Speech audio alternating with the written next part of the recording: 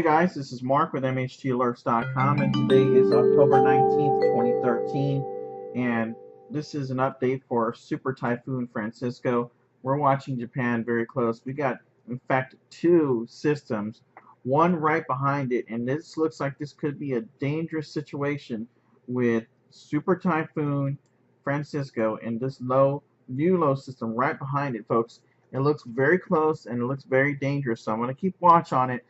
For this particular reason, the site has gone to condition yellow, which means watch for Japan. We'll be watching for Japan because the path of the storm is, according to the JTWC, heading towards Japan. So let's go ahead and take a look at this. I'm going to bring up the latest radar map, but first I'm going to show you the MHTalerts.com site.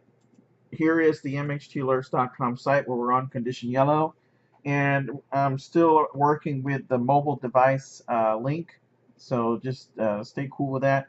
Super Typhoon alert for Japan, watching the area very close. In fact, if you see on the site here is the path headed straight for Japan. Of course, there's a big cone of uncertainty, so we got plenty of time to watch the storm, but I'll be on condition yellow just so Japan and everyone out there can be warned about this big storm and even another storm right behind it, which is actually known as 27W.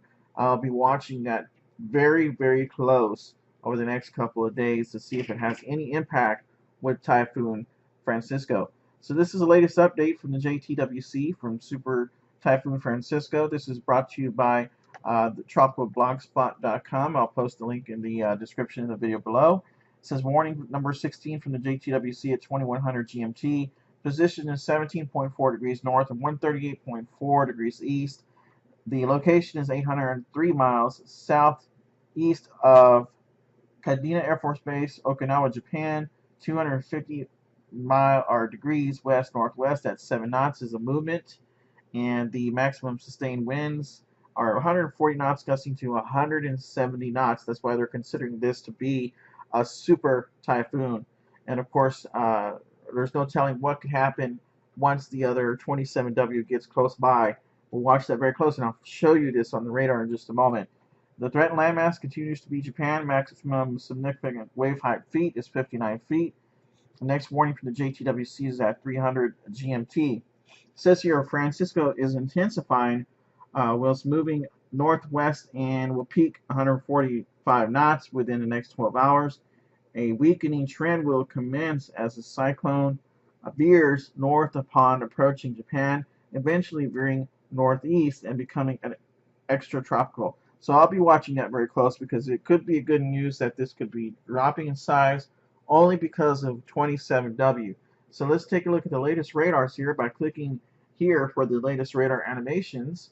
If you go down on the list all the way to the bottom, you'll see Francisco tracking radars down here listed below. Let's take a look at the best one here, which is the aviation color enhancement, and I'll bring that up here.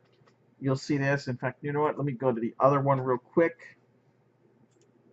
The west infrared is pretty good. And here's the Typhoon Francisco, but right behind it, guys, you see 27W trying to form something there. It looks like we're going to have to watch that very, very close as we get into the next 5 days. I'll watch it for you and continue to keep track of this storm system for Japan. There's a possibility, a strong possibility, that it could go straight into Tokyo. I'll be watching that very close, but I think the path may be changing before that because the path, again, has a giant cone of uncertainty around it, and those of you know, it always changes. So once again, folks, stay alert, be cool. I'll be watching it. I'll give you the latest advisories as they come out on Super Typhoon Francisco and 27W. If 27W does change, I will definitely update you on the latest info. Thanks for watching. Stay alert, be cool, and have a nice day.